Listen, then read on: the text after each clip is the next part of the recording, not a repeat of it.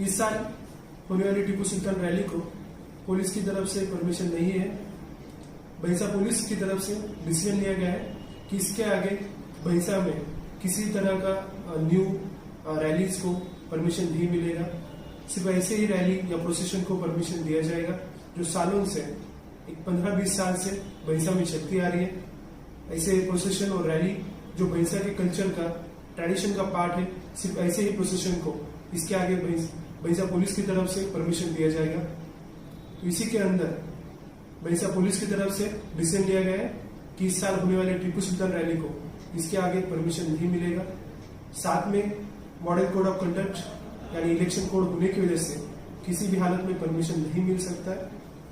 लेकिन फिर भी यदि कोई टीपू सुल्तान रैली ऑर्गेनाइज करता है तो ऐसे सभी ऑर्गेनाइजर और साथ में जो भी लोग इसमें पार्टिसिपेट होते हैं या उस टाइम पे प्रेजेंट रहते हैं, ऐसे हर एक आदमी पे पुलिस की तरफ से एफआईआर रजिस्टर किया जाएगा।